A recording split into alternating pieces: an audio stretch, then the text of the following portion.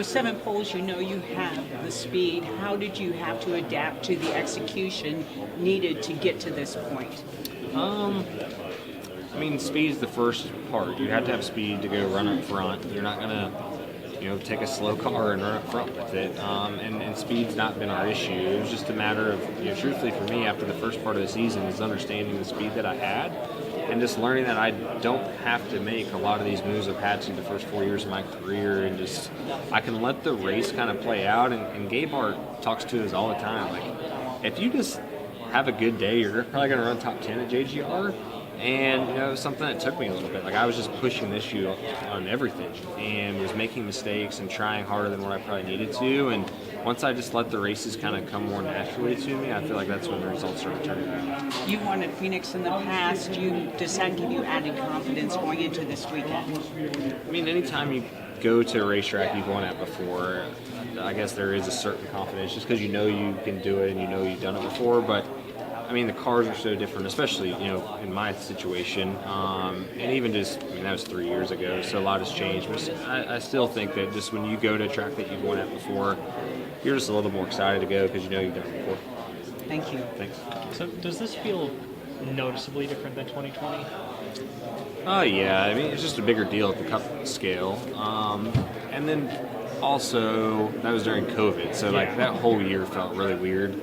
Like, I think out of all the races I won that year, there was only fans at one of them, and there was no media. It was just different. So yeah, it feels way different than that. Kind of off Lee's question, when did you feel like this was a championship caliber team or a championship caliber driver? I would say there was a stretch around, I want to say it was August. We ran second 3 weeks in a row, and that was when I was like, man, if we can keep doing this, at that point we still didn't even feel close to our full potential, and we were running top 5 every race, throughout the whole race, and just getting finishes, and everything was just starting to click.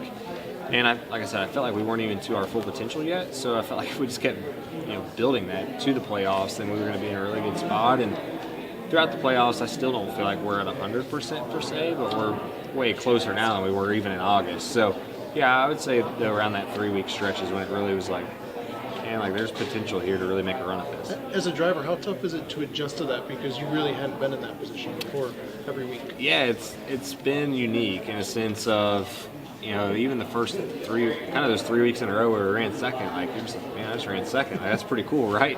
And you feel like you're kind of proving a lot of people wrong in a sense. And I don't know, even my competitors, I felt like at that point they're still kind of not surprised to see me up there, but I'm just not one of the normal regulars.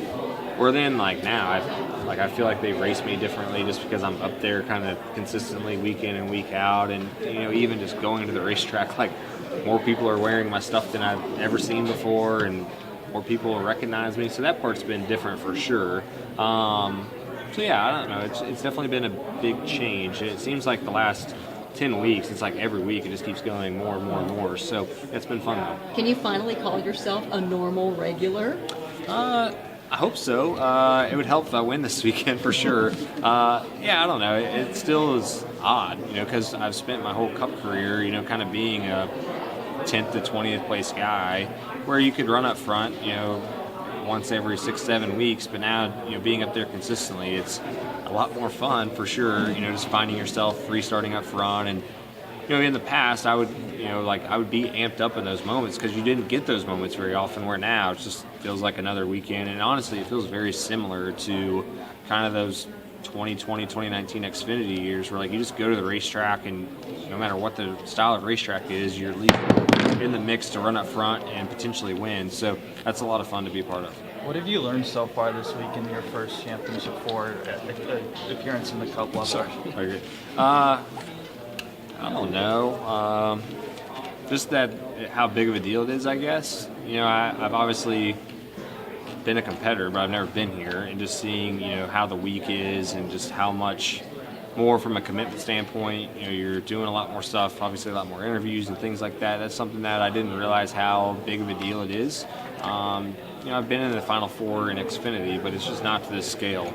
And now being here, I'm sure it'll feel way different on Sunday too, but just even our first day, I guess, of championship week, it definitely is noticeably different than every other week. Can you talk about just not only being your first ever championship 4 in the Cup Series, but under a new team, your first year with JGR? Can you talk about just what you're doing with your mindfulness and all of it, and just trying to get your mind off the pressure a little bit for what's to come on Sunday? Yeah, honestly, I don't feel like there's any pressure. Yeah, it probably sounds weird to say, but like nobody really expected us to be here anyway. So, yeah, there's really no pressure. I feel like there's more pressure now next year, just with how good this year went.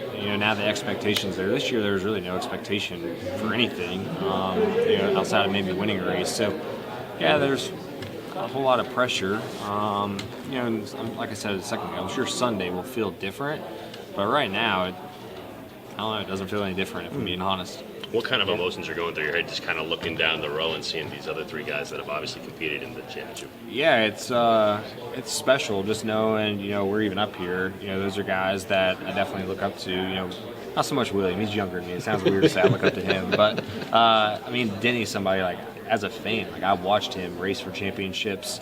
Larson, I've raced against Kyle since I was probably 15 or 16 years old, and he was always like the guy to beat, and just to even be on the same level as them guys for one weekend is super special and humbling. And yeah, I would love to obviously beat those guys. If you can go beat all 3 of these guys, then you've earned it. I mean, these are arguably 3 of the best guys week in and week out, so it would be pretty special. What's the dialogue been like between you guys kind of in these last few days leading up to this weekend? I feel like normal. I'm sure like Sunday we're not going to be like talking and hanging out, but just how I guess media day works. Like you're just around them a lot, and I don't know. Like I've seen it from the fan side, like Tony playing head games and all this stuff. Like I don't feel like there's any of that. Maybe I'm just naive and I'm just easygoing and talking to everybody, but yeah, I don't really feel like it's any different. At the start of the year, did you imagine being in this position at all? I wouldn't say I imagined it. It wasn't like I was like, man, we're gonna make the championship for this year. But I mean, I knew it was a capability. I think you have to think it's a capability. And like I was saying earlier, like as a competitor, I've raced against Joe Gibbs Racing, so I knew that if everything went well, like there was a very good likelihood that you would be racing for a championship.